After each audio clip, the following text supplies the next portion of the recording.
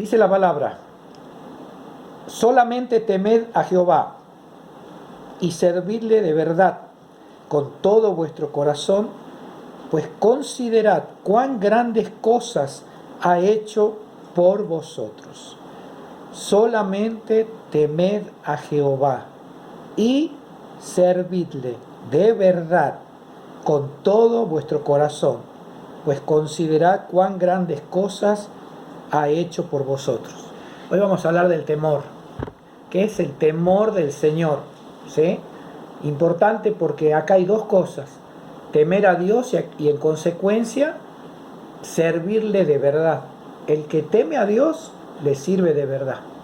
El que tiene temor verdadero le sirve, no por miedo, sino porque ha considerado y es consciente de cuántas cosas grandes ha hecho Dios por nosotros. Esa tiene que ser la motivación de tu servicio. ¿Por qué le servís a Dios? Porque Él ha hecho grandes cosas en mi vida y es lo menos que puedo hacer. Él ni siquiera me lo tiene que pedir, lo hago porque soy agradecido, porque Dios hizo grandes cosas en mi vida. Estaba perdido y Él me salvó, estuve enfermo, Él me sanó, estuve al borde de caer al infierno y el Señor ahora me lleva al cielo. Mi familia era así, el Señor cambió todo. Entonces todas esas cosas que son grandes, la más grande de todas es que perdonó tus pecados, porque vos no te ibas al infierno porque tu familia era problemática, vos no te ibas al infierno porque tu papá te trataba mal, ni porque eras pobre, vos te ibas al infierno porque no conocías a Dios. Entonces Dios se dio a conocer a tu vida, Dios se reveló a tu corazón, y por esa razón hoy puedes decir, Él ha hecho grandes cosas por mí. Nosotros no lo encontramos a Dios, Dios nos encontró a nosotros. No lo buscamos, la Biblia dice, no hay nadie que busque a Dios, dice Romanos capítulo 3, no hay quien busque a Dios, es verdad, nadie puede buscar a Dios. ¿A dónde está? ¿Cómo lo va a buscar? Si no se lo ve. Él nos buscó a nosotros, Él vino y nos encontró. La Biblia dice, nosotros todos nos descarriamos, pero Dios cargó en Él el pecado de todos nosotros, para que nos volvamos. Es la imagen como de un carro que va por un camino cargado y vuelca. Se descarría y vuelca. Entonces, ¿qué hace Dios?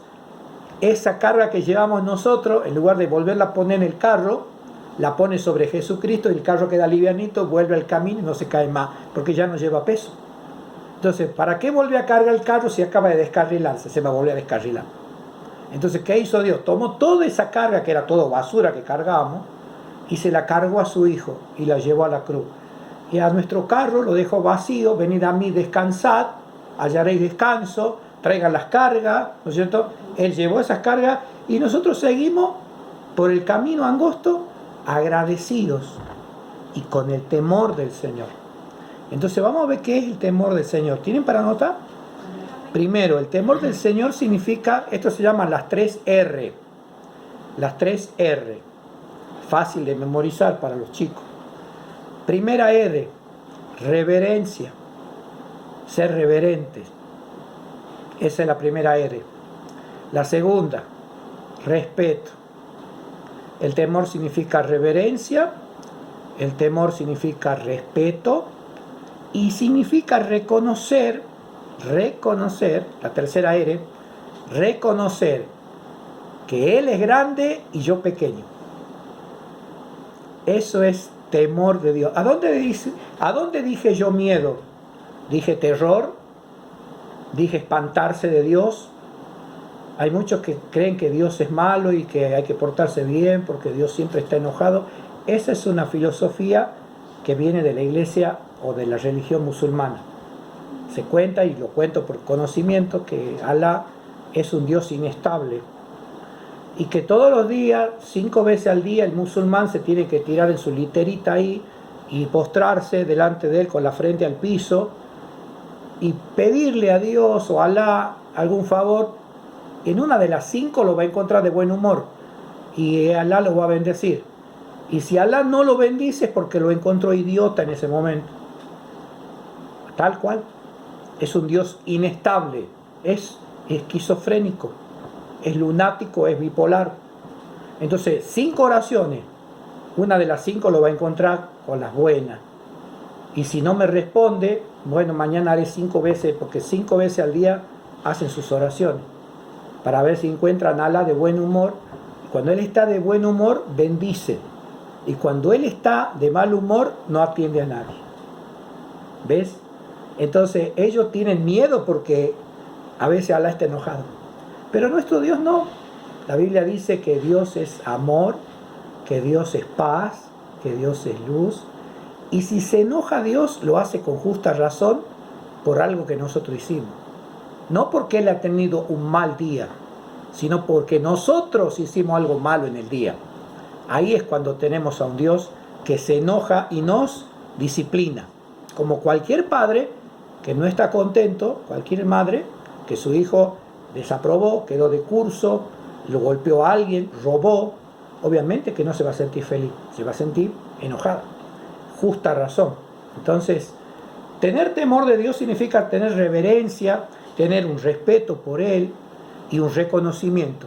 Él es grande, yo no. Él es alto y sublime, yo no. Entonces yo le tengo reverencia, quiere decir que me muevo con mucho cuidado cuando estoy en su presencia. Hoy hablábamos con mi esposa y le decía, la clave está en que para todo y en todo momento tenemos que estar a cuenta con Dios. Muchas veces decimos, uy, hay Santa Cena, como mañana, por ejemplo. Mañana tenemos Santa Cena. Uy, hay que ponerse a cuenta, hoy voy a hacer un ayuno. ¿Vas a hacer un ayuno porque hay Santa Cena? Entonces vos haces de la Santa Cena un ídolo. ¿Le tenés más miedo a la Santa Cena que se hace una vez al mes? Entonces quiere decir que los otros 29 días hacen lo que querés. Vamos a hacer Santa Cena todos los días, entonces, para que todos los días andes con temor. No, el profeta me dijo que mañana yo predico, hoy voy a orar 3 horas. Ah, porque vas a predicar, vas a orar 3 horas. Tenés la desfachatez de decir que vas a orar porque tenés que predicar mañana. Quiere decir que los días que no tenés que predicar no orás. ¿En serio llega a ese punto de ser irreverente, irrespetuoso? Porque eso es una falta de respeto, ¿no? Es como decir, yo no me baño, a menos que, bueno, cuando me voy a encontrar con mi novia recién me baño, los otros días no me baño. No estoy hablando de vos, ¿no? ¿Sí? O sea, todos los otros días andas sucio, pero cuando tenés que ir a encontrarte con alguien, ahí sí te bañas para que diga, qué limpito que es. Sí, ese día. O anda a verlo los otros días. Ahora, porque tenés que cantar, porque tenés que servir la Santa Cena, porque tenés que danzar, entonces sí te vas a poner a cuenta con Dios, porque mañana me toca pasar al frente. Eso es horrible, que no me vaya a enterar que hagas cosas como esa, porque quiere decir que no tenés temor de Dios. O sea, Dios conoce tu corazón, estás haciendo algo con premeditación. Dios sabe que estás haciéndolo, como diciendo, si yo ayuno, Dios me tiene que respaldar sí o sí. Y a que no te respalda, ¿qué te puedo asegurar que no te respalda? Así te amanezcas orando. ¿Sabes por qué? Porque sos una interesada y una manipuladora. ¿Querés manipularlo a Dios con 3 horas de oración? ¿Por qué oras tanto, hija? Es que tengo que coordinar. Por eso, para que te salga bien delante de tus hermanas. Y los otros días que tus hermanas no te ven, ¿cómo vives? Para que, Señor, tú te agrades de mi alabanza. Por eso yo un día antes me pongo a cantar y afino la garganta. ¿Y los otros días? ¿Qué cantás? ¿O no cantás? ¿Qué hace? Estoy comiéndome la Biblia. ¿Por qué? Porque mañana tengo que dar una meditación. Sí, y los otros días no comes Biblia. Irreverencia. Eso no tiene que pasar en nosotros. A Dios se lo busca todos los días. Yo creo que oro más cuando no tengo que predicar que cuando tengo que predicar. No sé, para mí es un placer estar con Dios. No porque tenga que predicar, es por estar con Él nada más. Pero también hice lo que muchos hacen, que el día que mi pastor me decía, vos mañana predicá, es como que me agarraba una cosa en el espinazo, una helazón, y yo me metía a ayunar, a leerme la Biblia, a buscar mensaje, me enloquecía, buscaba a Dios desesperadamente. ¿Y ¿sabe qué pasaba? Cuando subía al púlpito, me quedaba en una laguna mental. Y terminaba hablando cualquier cosa menos lo que yo me había preparado para hablar. Porque yo decía, pero sí he orado, pero sí ayuné, me leí casi toda la Biblia. Hasta que un día escuché un mensaje de alguien que decía, deja de preparar tanto tu cabeza y dispón tu corazón. Vete a la cama a dormir, vete a caminar, confía en Dios, pídele el mensaje, Dios te lo va a dar, y simplemente párate detrás de ese púlpito y abre tu boca y Dios te la va a llenar, porque Dios lo que quiere no es ver cuánto te has preparado, sino cuánto te has entregado. Y mi pastor me decía, tu problema es que sos muy inteligente. Y yo decía, ¿cómo? Dios usa los burros. Vos sos muy inteligente, entonces Dios no te puede usar, me decía. Vos te preparás demasiado, pero vos preparás esto, no esto. Y Dios habla desde acá, no desde acá. Un hombre que no sabía leer ni escribir. ¿Por qué crees que Dios me usa? Me dice, yo no sé leer, no sé lo que vos sabés. Vos en 2 años sabés más que la Biblia que yo. ¿Por qué Dios me usa a mí? ¿Sabes por qué? Porque soy el más tonto que tiene la mano y sabe que lo que Él me diga yo lo voy a decir. En cambio vos te cuidas demasiado. Vos querés quedar bien. A mí no me importa. Porque como soy un burro, me da lo mismo si se burlan de mí. Y vos querés decir todo bien y te cuidas demasiado. Entonces Dios no te puede usar. Y yo no lo entendía. Mi inteligencia decía que Dios tenía que usarme a mí porque yo sabía hablar mejor que mi pastor. Hasta que me dijo la pared y un día dije, es verdad. Dios quiere mi entrega, mi reverencia, mi respeto a Él y saber que el grande es Él y no yo. Yo quería ser el grande y que Dios me respalde. Cuando yo di vuelta a eso y dije, Señor, yo no sé nada, aquí estoy, sé que este es el versículo, anoto los versículos y, Señor, ahí está, me arrojo. Ahí lo entendía mi pastor, lo que significa entregarse.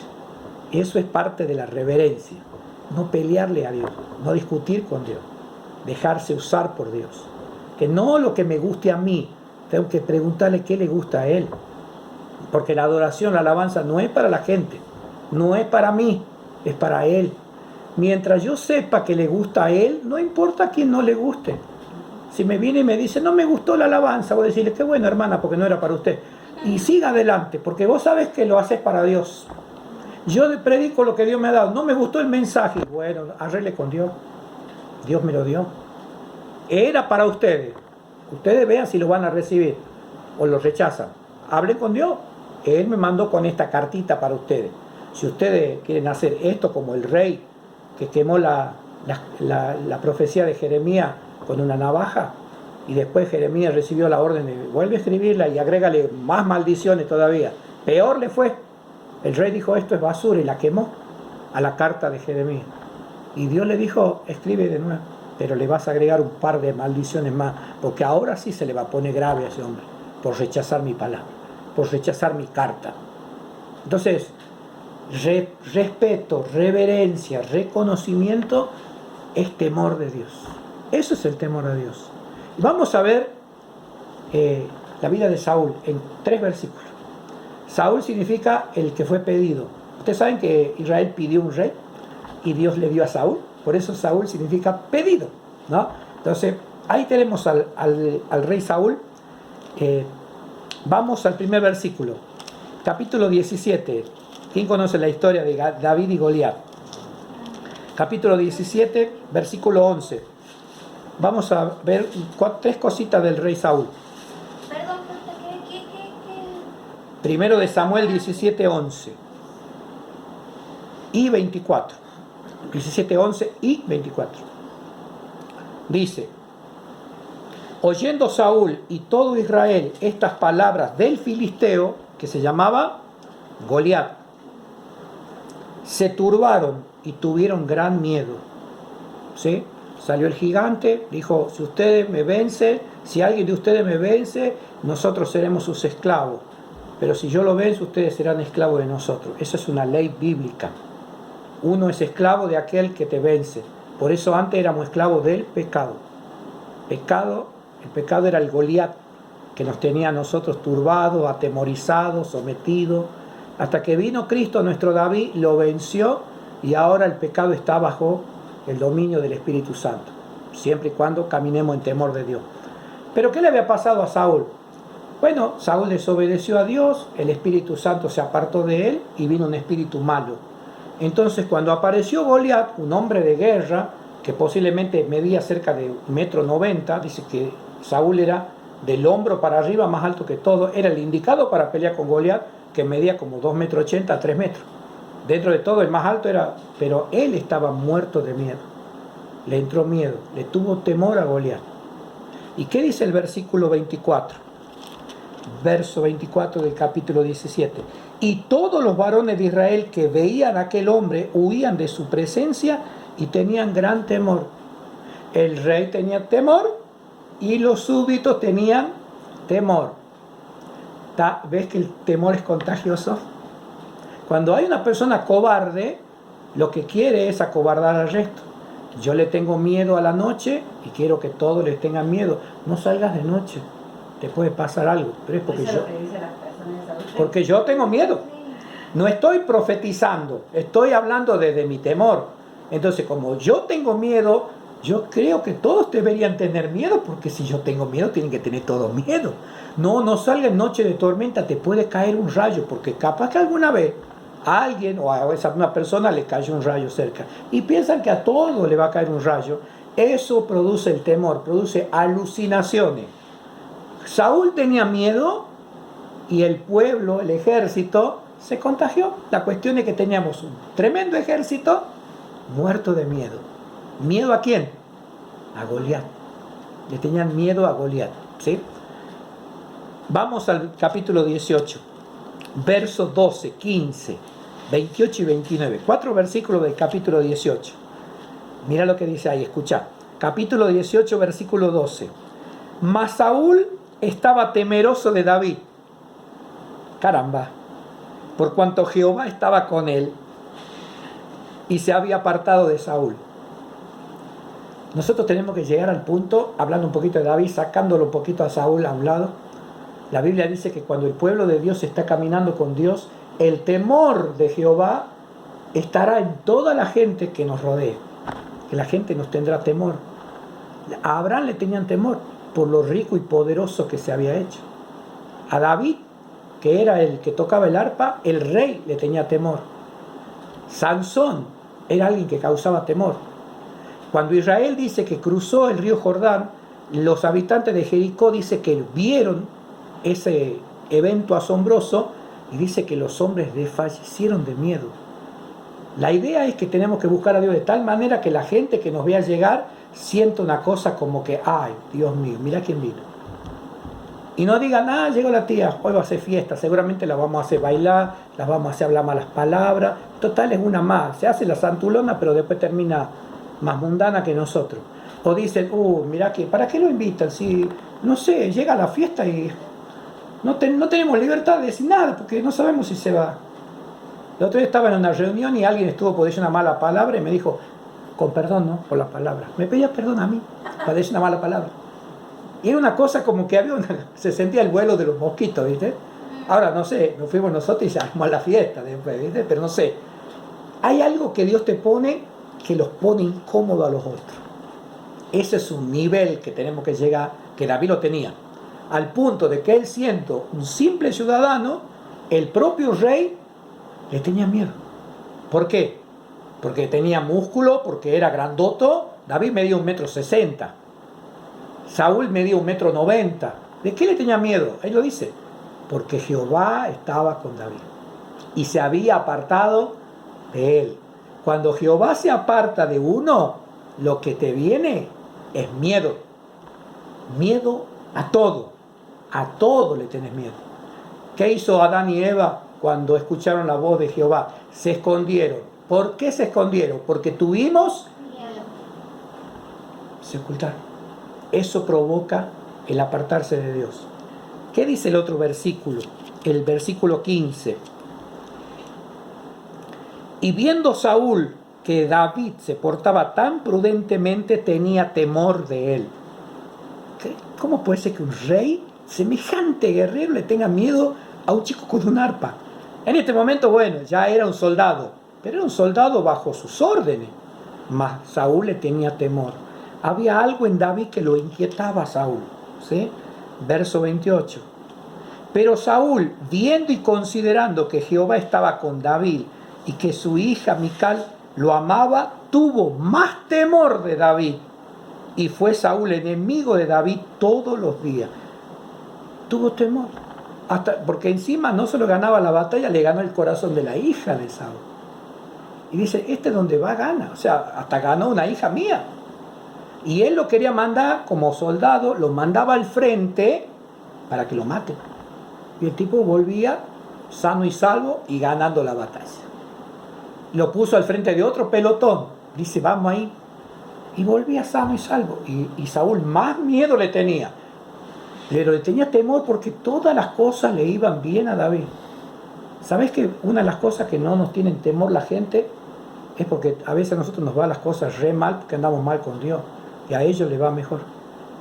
Entonces, qué van a envidiar de nosotros si a nosotros andamos dando lástima y ellos que no tienen a Dios andan contentos? Por eso cuando salgamos a la calle, Señor, cambia mi rostro, dame luz a mi rostro, que nadie me vea triste, preocupado, porque así no voy a ganar a nadie. Va a decir, pero vos vas a la iglesia y tenés esa cara. Yo no voy a la iglesia y mira, si querés te hago una transfusión, te transfiero un poco de alegría. Porque yo siendo mundano, me despierto, canto, pongo música, abro la ventana, escucho el canto de los pájaros, y vos salís como si fuese San la muerte caminando por la calle. Parece la viuda negra. Entonces, cuando David volvía de la batalla, dice, ay, ya lo traen al cadáver. No, David decía, listo, rey, ¿a quién hay que matar? Le dijo, ¿tú quieres a mi hija? ¿Estás enamorado de mi hija? Sí. Bueno, me tienes que traer 100 prepucios de filisteo. Está loco. 100 prepucios, o sea, tenía que hacer la circuncisión en el miembro a cada hombre, a 100 hombres. Los tenía que matar para hacer eso. ¿Qué le va a decir a los filisteos? Por favor, vengan, vamos, sáquense la ropa interior porque necesito... No, los tenía que matar primero, para cortarle un pedazo de carne. Y dice, no, ya haciendo esto, seguro lo matan. ¿Qué va a conseguir 100? Los trajo a los 100. Toma, rey, ahí están los 100. Y ¡ay, qué asco! Él pensaba que iba a morir en el intento. No, David no perdía. Y dice que más temor. Entonces, ¿cómo va a ser la gente que va a tener temor del pueblo de Dios? Porque cuando no hay trabajo, el pueblo de Dios tiene trabajo. Cuando falta la salud, el pueblo de Dios le sobra salud. Cuando todo el mundo está triste, el pueblo de Dios está gozoso. Cuando todo en el mundo es oscuro, en la casa de los justos hay luz. Entonces dice, y son de temer. Algo tienen esto porque son muy diferentes a nosotros. Cuando todos queremos prenderle fuego al país, ellos están cantando. Es de temer, algo tienen. Hay algo que los hace distintos. Ese es el temor de Dios que está en nosotros. Y por eso Dios bendice a los que le temen. Dios los bendice, como lo bendecía a David. En cambio, Saúl estaba lleno de miedo, lleno de temores, lleno de inseguridad. Último, capítulo 28, al final casi de primero de Samuel. Capítulo 28 de primero Samuel, versos 4 al 6. Dice, se juntaron pues los filisteos y vinieron y acamparon en Sunem. Y Saúl juntó a todo su ejército en Israel y acamparon en Gilboa. Y cuando vio Saúl el campamento de los filisteos, tuvo miedo. Qué tremendo. Miedo a Goliat, miedo a David, miedo a los filisteos. Era un hombre de guerra. Y estaba por entrar en guerra, ya tenía miedo. Ya no estaba Goliat. Ahora le tenía miedo a los hombres. Él tenía su ejército. Se llenó de miedo. Le tenía temor a los filisteos. ¿Sí? Dice, y cuando vio Saúl el campamento, cuando lo vio nada más, ni siquiera se peleó, lo vio, tuvo miedo y se turbó su corazón en gran manera. Casi se le detiene el corazón del temor que tenía de los filisteos. Y consultó Saúl a Jehová, ya cuando estaba todo mal, recién buscaban a Dios, ¿verdad, Norma? Pero Jehová no le respondió. Mira cómo responde Dios, por sueño, por Urín o por profetas. Dice que Dios no le respondió. Ahí tenés 3 maneras que Dios responde. Por sueños, por el Urín y el Tumín, que eran unas piedras sagradas que usaban los sacerdotes solamente, que las tenían guardadas en el efod, que eran 2 piedritas que parece que cuando caían de una manera significaba sí y cuando caían de otra manera significaba no, como una especie de dados, pero eran unas piedras que significan luces y perfecciones. Solamente lo tenía. Hasta el día de hoy no se las encuentra esas piedras. En el tiempo de Babilonia, con la invasión, se perdieron. Pero ellos, por ejemplo, cuando decían saldré a la batalla, tiraban la piedrita, las 2 piedritas, y según cómo caían las piedras, era sí o no. Y así Dios le contestaba. Capaz que las piedras caían de costado, así no caían ni así, caían así. No le daba respuesta. Eso significaba, no te contestó. Nulo. O sea, llamaba por teléfono y daba apagado. O por los profetas. Esa es la manera. Ahora, ¿qué es lo que reemplaza al Urim y al Tumim? La palabra de Dios. La palabra. Entonces, vos abrís la Biblia, Dios te puede hablar a través de su palabra. Dios te puede hablar a través de sueños y visiones, que es lo mismo, porque son ámbitos espirituales, son esferas. O te puede hablar a través de los profetas que te traen la palabra en forma audible. Porque Dios, a través de Jesucristo fue Dios en carne. ¿Sí? Repetirlo para que te quede. Jesús fue Dios en carne. Jesús fue Dios en Claro. carne. La Biblia es Dios en un libro. Es Dios en el libro. Porque es la palabra de, Dios. pero viene en un libro. En la Biblia es Dios en papel escrito, inspirado, poderoso. Ahí cuando vos abrís la Biblia es como que Dios abre la boca y te habla. Biblia cerrada, boca. Dios no me habla, entonces ¿qué tenés que hacer? Abrir la Biblia para que Dios abra su boca y te dé la palabra. Toda palabra que sale de la boca de Dios. ¿Me entiendes? Y los profetas son los portavoces de Dios.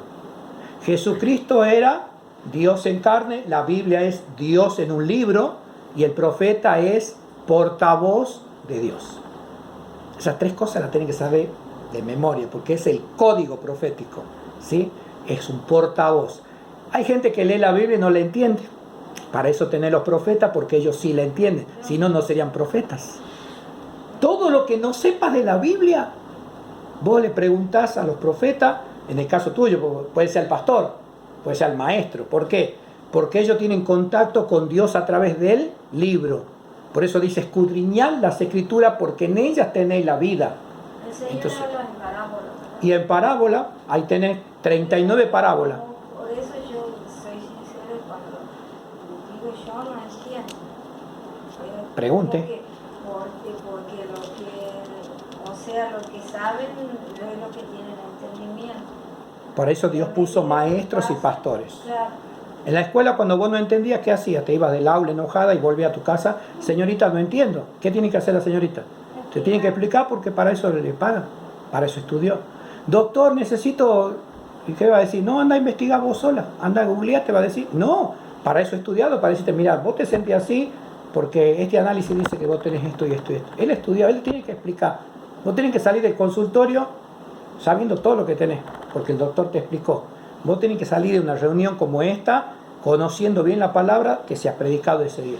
No la podés saber toda la Biblia, pero va a ir conociendo parte por parte. Dice que la Biblia fue escrita un poquito aquí, un poquito allá, renglón sobre renglón. Entonces así vamos aprendiendo nosotros. Hoy nos toca aprender del temor, el otro sábado otro tema. Y cuando vos juntas todo, decís, pero me recorrí toda la Biblia. Porque así se predica el Evangelio. Yo creía, profeta, que, por ejemplo, a mí me dice de que yo siempre tengo eso, que la mente traiciona, el corazón